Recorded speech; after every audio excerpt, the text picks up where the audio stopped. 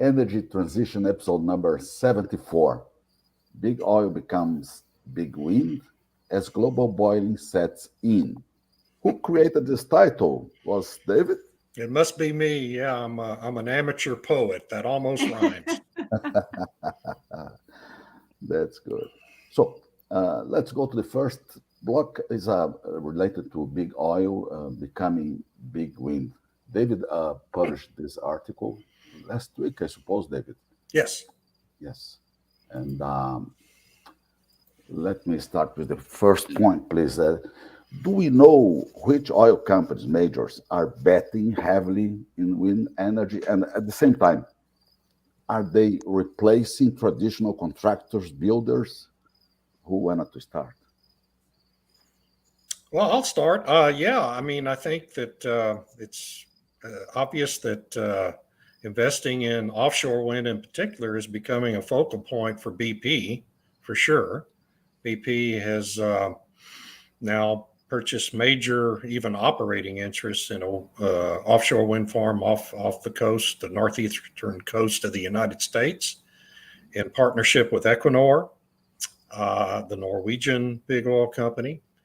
And then BP and Total Energies both won a bidding process. They were the top two bids in a bidding process for a major offshore wind farm off the north coast of Germany recently.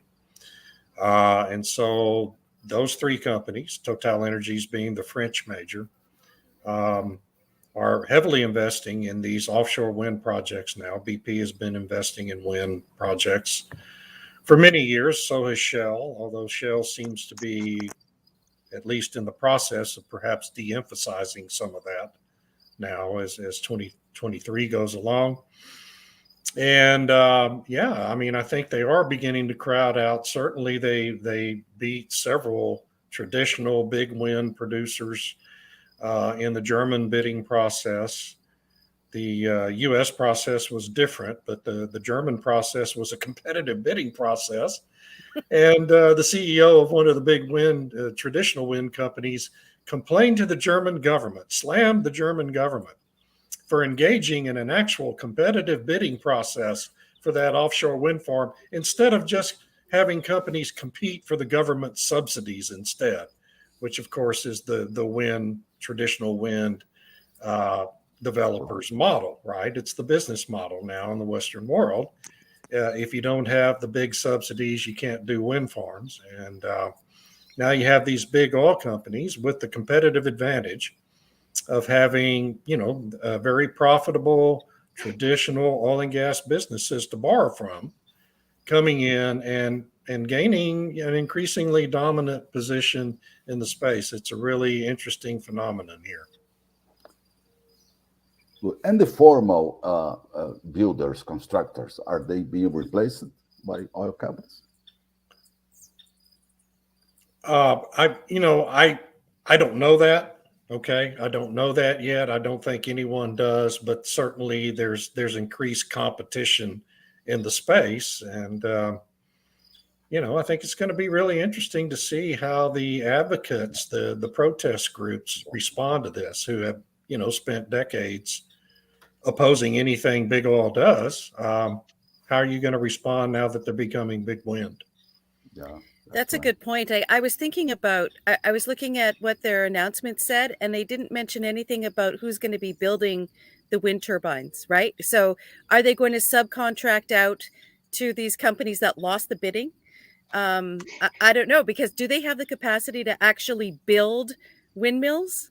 BP I don't and think Total? they do. No, right. I don't think So they do. are they then going to subcontract out or purchase them from China? Are they going to purchase them? Is there some kind of agreement there where they have to employ German companies because they're doing it offshore Germany? I don't know. So there's a few questions here on who's actually going to be doing the building. Are they just financing it? Is this part of making sure that their ESG scores will be adequate enough that they can maintain their financing or their banking, since we have all these new issues of debanking in Europe and in the UK in particular? So it'll be interesting to see how this plays out.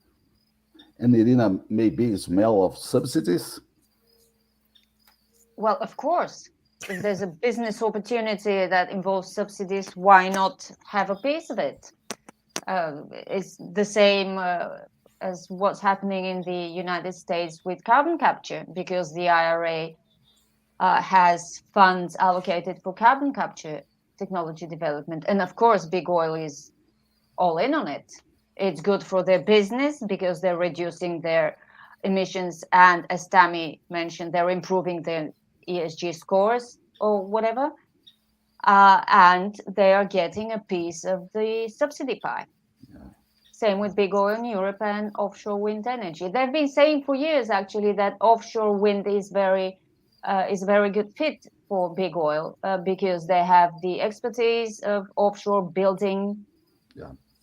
So they're really well placed to take advantage of this, to the Yeah. detriment of purely wind power players. Interesting, Irina, because we have 12 big projects of wind offshore in Brazil waiting for environmental license. Big, Oh, they are. They do yeah, environmental licenses for yeah, yeah, this. yeah. Great. Needs environmental approval. That's good. Yeah, Arena raises an interesting point there, and I think it's an important distinction to make when we talk about who's actually going to build the wind projects offshore. Is that while BP and Total Energies and Equinor may not have the internal expertise to actually manufacture the turbines and the Oh, wind they can buy them turbine off blades, Ørsted right? or They'll buy all that from China, yeah. but or those from New China. companies partnerships. Yeah, do have the engineering expertise on staff to actually build the development offshore if they want to do that. I mean, they'll just have to determine what the most cost-effective way of proceeding with construction will be for those projects. But that's a really interesting distinction to make. Obviously, they're not going to be manufacturing their own equipment, but building the projects themselves, I think it's entirely possible those companies could pull that off. Yeah. yeah, that's right. That's right. We have a comment from Andre Bragini. During the beginning of the oil era, companies had government subsidies for oil extraction. Sure. So wouldn't it be natural in these initial states for the government to give subsidies? Yeah. Yeah. The question just becomes is whether or not doing what you're doing is feasible. In those days, the subsidies were in the form of tax breaks, right? Percentage depletion, intangible drilling cost deductions, It's a which, good point. right. Good point. And so you weren't funding the subsidies with debt, which is what the Western governments are doing now. Because it's interesting, oil and gas sector, companies resell depleted fields to smaller producers, David. And they produce the recovery reservoirs up to the limit. Right. Is it the case of renewable? No, I suppose not the case of renewable energies. It's a good question. I don't know the answer to that. I'd be interested in what Tammy and Rena think about that. That has been the model where their oil and gas businesses are concerned. But whether that becomes the model in the renewable space, I'm not really sure how that will play out. It's a very different way of operation. I mean, with an oil well, it produces, and then production begins to decline naturally. Exactly. And if you don't want it on your books, you sell it to somebody like Hillcorp, who specializes in enhancing reservoir recovery. Yeah. You can't enhance recovery from wind turbines or solar farms. Yeah, that's right. That's right. And if I can just add something there, sure. is that when we talk about subsidies, I'm always a little bit leery to breaks or whatever are subsidies. So like in Canada, for example, they just announced a policy last week where they were stopping inefficient subsidies. And that's anything that has to do with oil and gas development or fossil fuel development. So I'm guessing that these are considered efficient subsidies because it's doing it or going in a direction that the government wants. So now they're making this distinction between efficient and inefficient subsidies, although one could argue that all subsidies are technically inefficient. but if you have something like depletion and these other tax incentives, I suppose, that's the same as being able to depreciate your equipment or these other elements. And so I'm a little bit hesitant to consider that as a subsidy, because when you think of the different tax codes, it's like saying that everything is actually the government's, and it's only by permission of the government that you're allowed to operate. And if you're getting any kind of tax incentive or break, that's just the government allowing you to operate on something that's already the government's. Yeah. So I'm a little bit hesitant with that one. It's a good title for a book. Efficient or inefficient subsidies. It's the same with stopping not all oil, gas, and coal production, but only unabated fossil fuels. Right. Yeah. Unabated, yeah. And in Unabated, Canada, yeah. it's We if have to you're an abate indigenous company, it's okay. But if you're a major company, it's inefficient. Oh, Well, and how are subsidies that are funded by printed money and debt efficient? I mean, I think Western governments are going to have to question. start addressing that question, but or we're going to end up in a global depression if we don't. but in China, David, everything is subsidized. No,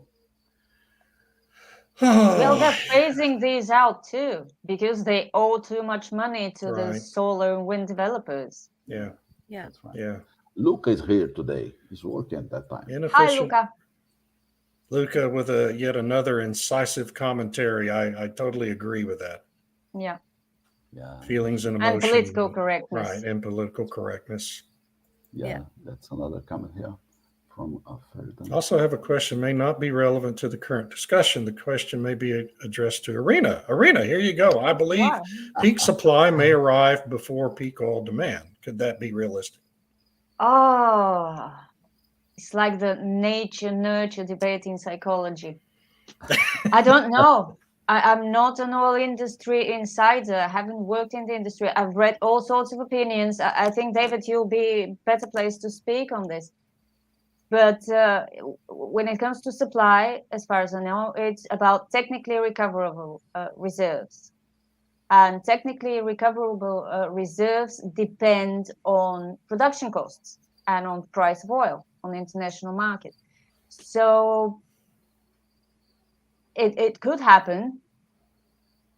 I think it is actually plausible to hypothesize that it's more likely to run out of oil supply before we run out of oil demand sometime in the future. Yeah. Unless we really, really double down on cutting demand in anticipation of peak supply. But that's a hypothetical question for me. Yeah, Yeah. peak oil theory has been unerringly wrong for 130 plus years, and whether that's from the supply side or the demand side, technically recoverable reserves that Arena refers to are dramatically understate the full amount of the available resource, and as technology advances, more of that resource becomes recoverable. We see this happening in the shale industry this year, and we should talk about that sometime on this show. Exxon and Chevron both announced their quarterly results Friday, and both are saying that in this time when the shale plays are supposedly running out of primary drilling opportunities, they're going to increase their overall shale production by more than 10% this year. Okay. So are they really running out? No, what's happening is technology is improving and techniques for fracking are improving. And as those things improve, more of the oil and gas becomes recoverable. And so the whole rubric of technically recoverable reserves is an SEC defined rubric that companies are forced to comply with. And it dramatically understates what's really available. So supply will reach peak supply at some point. But it's not going to be, 10 years ago, I had a debate with a guy from Canada whose name I forget now, who was saying we're going to reach peak supply in 2019. Well, here we are in 2023, and supply's 10 million barrels a day higher than it was in 2019, and that's with all the OPEC cutbacks. So I just hate going down that road because it's such a it's just a debate that's just is never going to have an end point. I don't think, not in my lifetime anyway. Yeah, you're right. I mean, also think about Iraq has a lot of pretty much undeveloped supply there, and Total just signed or finally signed their agreement that they'd reached, I don't know, a year or two ago, where they're going to be partnering with I think it's Qatar and Iraq to develop 4 big projects that's going to like triple or something their oil and gas output. So there's still a lot out there, and I agree with David and Irina that it's one of these uncertainties that with technological developments and whatnot, we don't know when the end is at this point. So, and more efficient use. Right. We keep forgetting about efficiency. More efficient use will also kind of control consumption and make these reserves last longer. The EU just passed their law that's going to decrease demand for energy, where they're committing every EU country to reduce their demand of overall energy use. Yeah, that's not going to happen. I know, but they say that every country has to do it, right? Well, not without lockdowns, but we could end up without with lockdowns. Yeah, that's right. Luca is replying. True. Yeah. Fossil fuels make money without subsidies. Right. Green and reliables don't. They need subsidies. Right. This is the problem. Right. And the big companies don't even have access to percentage depletion or deducting intangible drilling costs, and haven't for decades now. And they're the most profitable companies in the sector. So. Yeah, that's right. Andre. What is up? It's a newspaper. Yeah, energy density. Very good. Nuclear has the highest density, yes.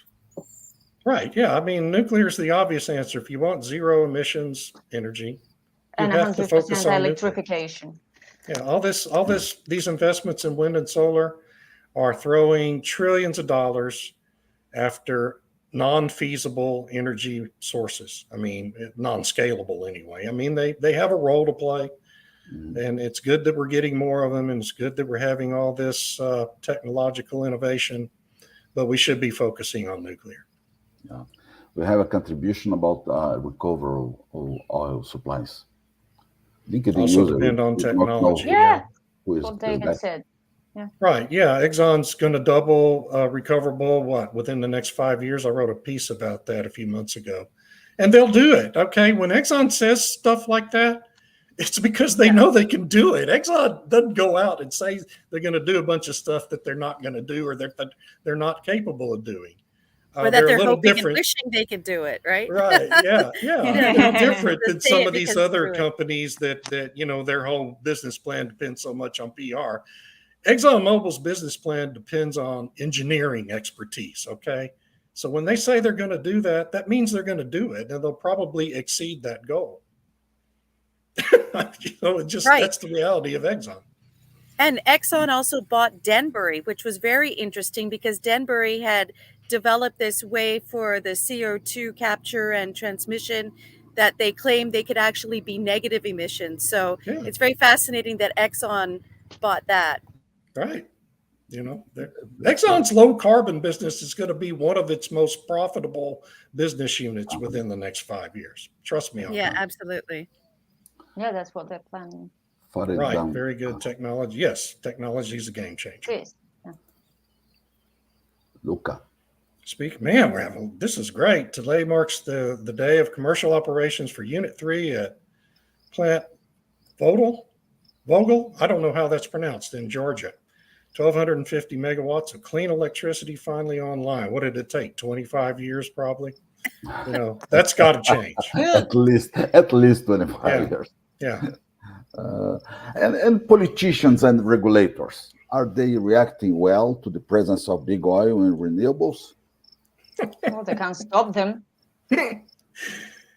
Well, I mean, Germany encouraged them, right? I mean, the German government encouraged Equinor and BP, or Total and BP, to bid on that project. They structured the auction to encourage those big oil companies to be the low bidders. Okay, so yeah, I mean, I think some governments, but when you look at the United States government, is a different thing. The Biden administration Friday announced that they're going to take executive action to streamline permitting, but in a discriminatory fashion, only to streamline permitting for wind and solar and other renewables projects, not for other forms of energy like nuclear and fossil fuels.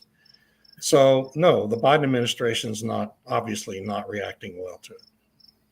But what if big oil majors decide to do a wind or a solar project? Well, I mean, that's what happened out in the offshore of the northeast. But they'll find a way. The nature of this administration, the people staffing the bureaucracies in this administration, so many of them are Obama radical holdovers, and people who've come into the administration from the left wing lobby groups like Sierra Club and NRDC.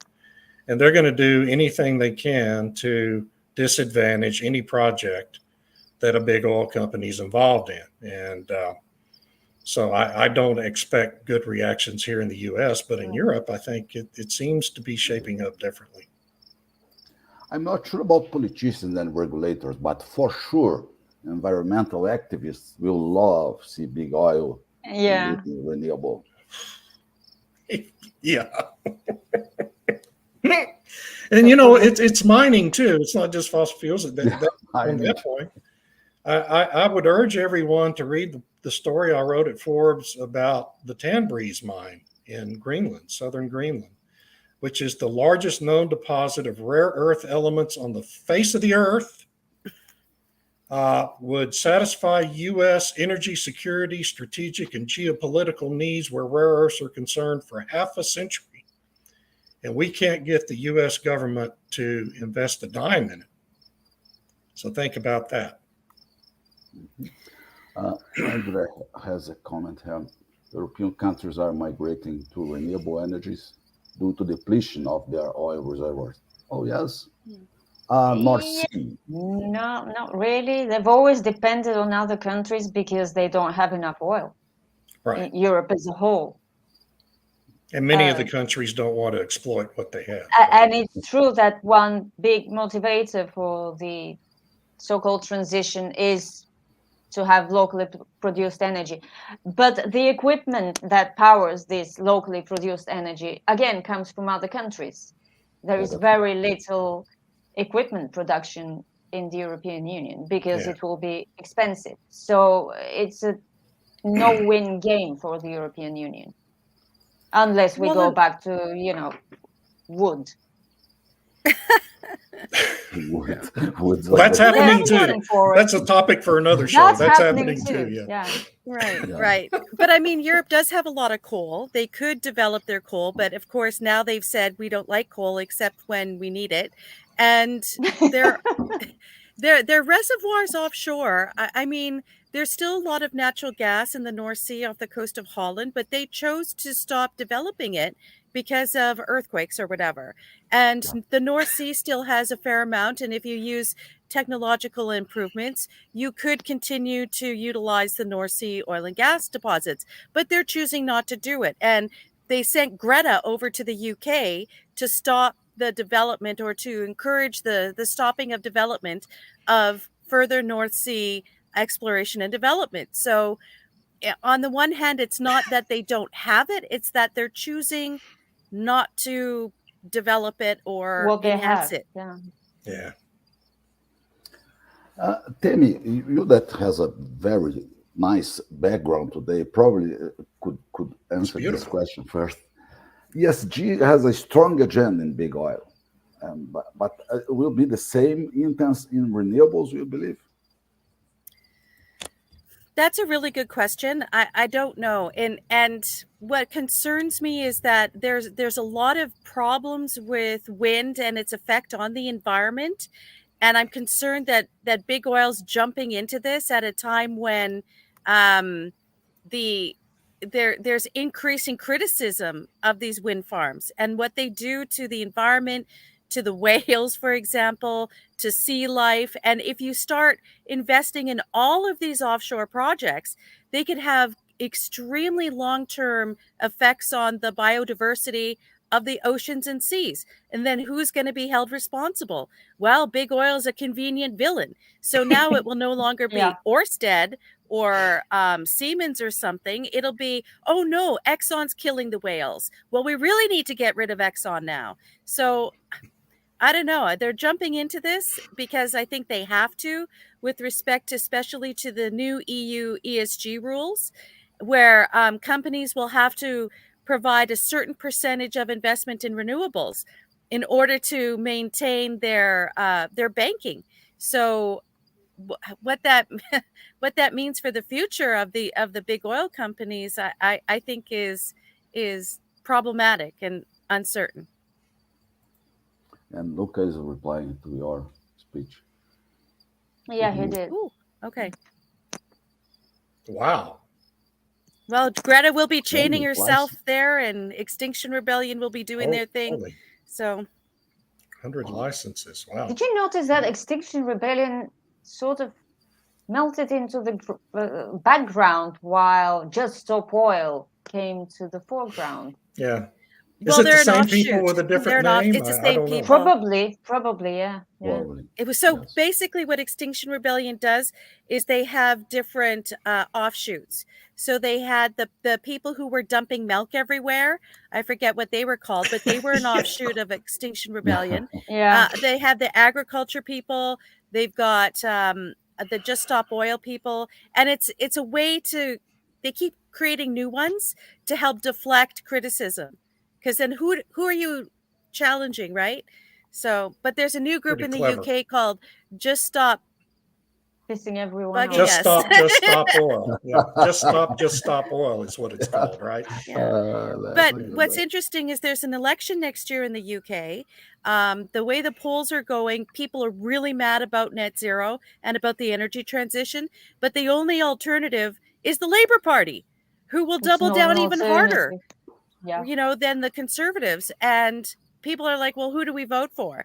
And so now the Labour Party said, originally they said they will cancel any contracts in the North Sea because they're going to stop development there. But now they're walking it back after the recent by-elections where people were mad about the ultra low emission zones and whatnot.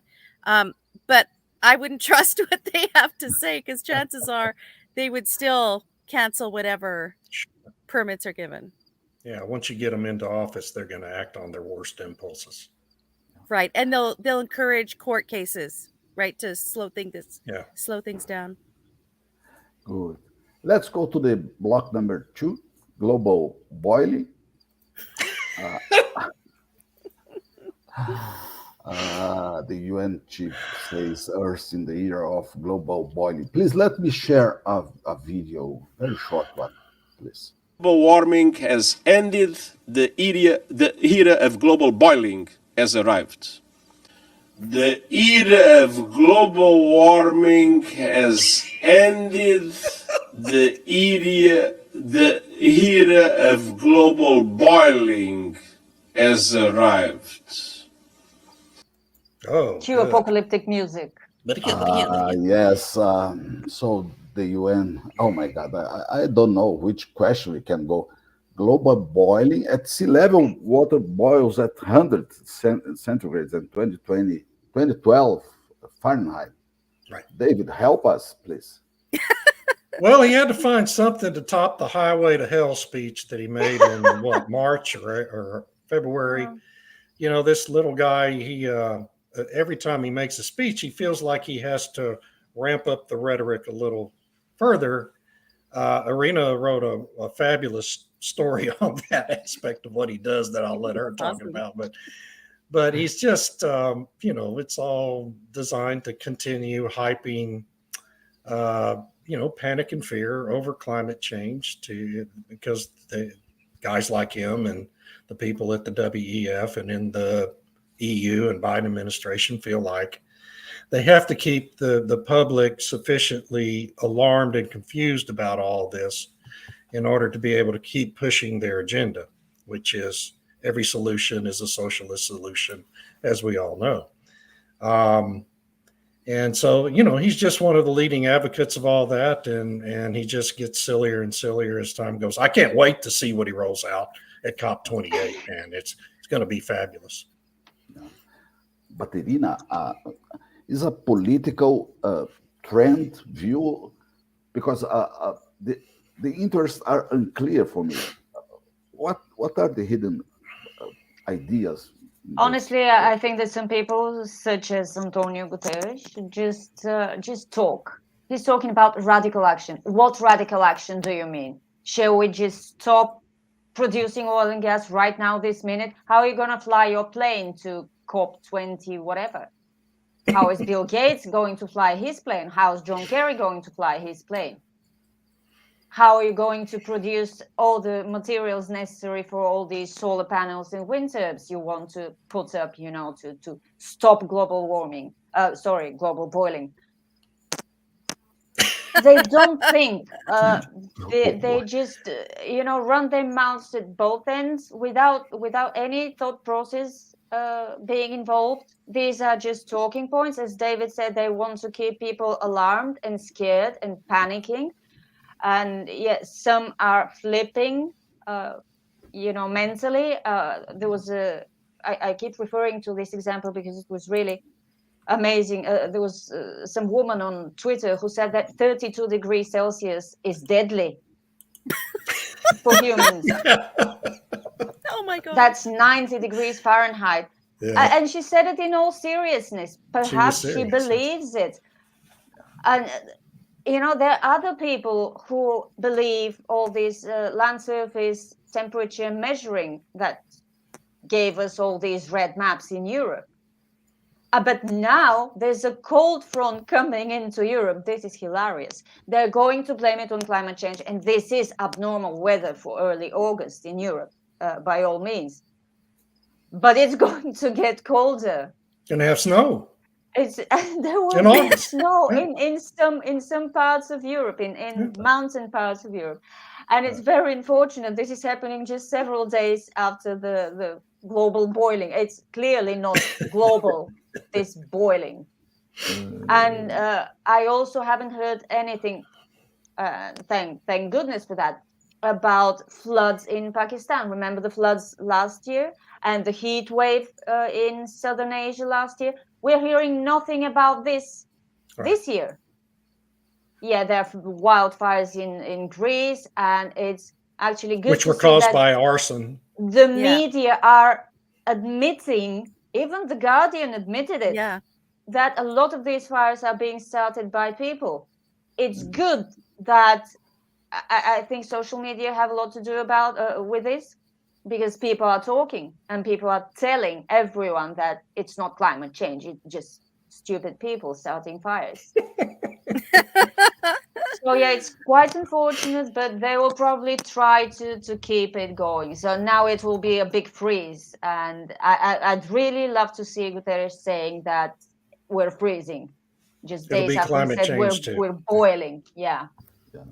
Well, he said that Just unless we had metaphors. a mini ice age, the records were all going to be broken. So I guess he's getting his wish. Here comes the ice age, right? Yeah, broken records. Yeah, that's right. Linking global vaporization. My God. Hey, that's global roasting. I like global roasting. I like that. Oh, I love that. I need to copy that.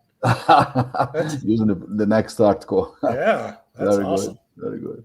But you believe, Tammy, that Mr. Guterres is going to give up of this word talk about boiling? No, I think, we were discussing what potential motivations are for this increasingly hysterical hyperbole and rhetoric. And this fall in September, he's convening a climate ambition summit that's coinciding with the UN General Assembly, where they want countries to basically use Catherine McKenna's Integrity Matters report that she released last year at COP to be the baseline for national policies. And that is a completely government directed restructuring of how businesses operate. And so everyone will have to take climate into account. You will only be able, you can't have people who support fossil fuels on boards and this kind of thing. And so, and building it up from the regions and communities so that the communities stop allowing fossil fuels to be used in your little local area. And I'm thinking, okay, so your town is going to shut off your power because it's from fossil fuels.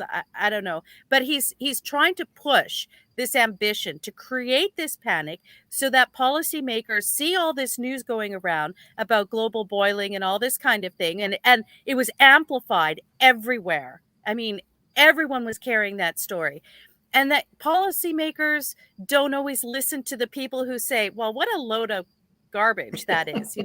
They listen to the hysterics, and because they want to, Good in point. order to push whatever policy agendas they have. And so I think it's part of that. It's also part of the European countries who are wavering.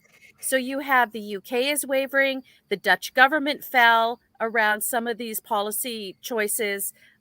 Germany is now wavering a little bit because their industry said, oh, we're dead. If we keep going this way, we'll have no industry in Germany, which is crazy.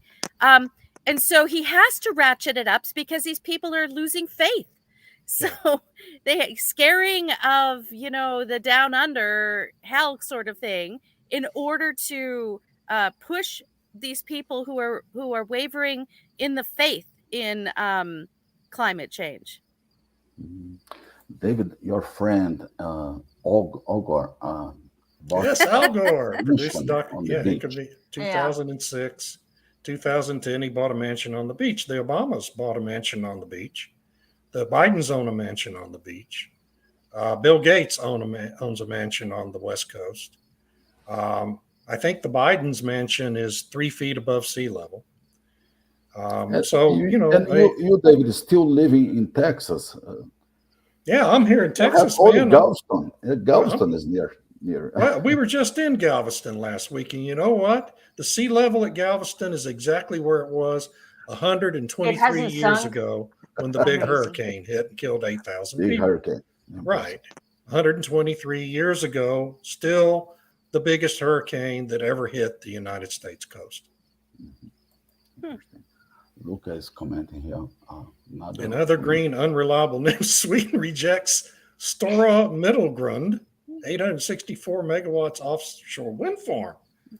Wow, Sweden has rejected Vattenfall's application. Holy moly. Sweden has a new government. Yeah. Wow, see, elections matter, folks. The Swedes had an alternative, unlike the Britons. Yeah. It's really sad. It's really sad what's happening in Britain. David, please give me license to talk to Europeans, please. The UK, Germany, and the Netherlands appears to be having doubts about net zero commitments. Is it true? And Spain. Well, what Tammy just said. Yeah. I think there's no doubt about that. Spain almost had its government turn over to a conservative government. Barely avoided that. There are elections next year in many European countries and in the United States. Those elections are going to basically tell us where we're going to be headed with this energy transition. So nothing that we see happening now is in any way permanent. No one should think that there's no going back from this. There is going back from this, but it's going to take a change in governments. And, things are moving in that direction. We'll just have to see if we can maintain free and fair elections here in the United States and get it done. Good luck. Yeah, fingers crossed. Okay, if I could add, in Antonio Guterres' speech where he made his statement about the global boiling, he also threw in a comment there that countries need to stop abusing antitrust to stop the like GFANs. You remember when GFANs put together their insurers and whatnot, and all the insurers kind of jumped ship and whatnot, Right. and Right. and they're going after the investors who are also part of it. And so he threw that in there, that countries have to stop abusing their antitrust legislation Abusing. Abusing. Right. You know. abusing, right? I just thought that was really funny. Yeah. What It's a good. ridiculous statement. So thanks to fantastic conversation today, and I hope you have a non-boiling day. Absolutely. And thank you to everyone who chimed was in quite with all cool those here. great comments and questions. Yeah, thanks to Thanks the so much. audience. Yes, Was thank great. you Was so great. much. Thanks. Have a great week. Great week too. Bye. Bye bye. Bye Bye bye. bye.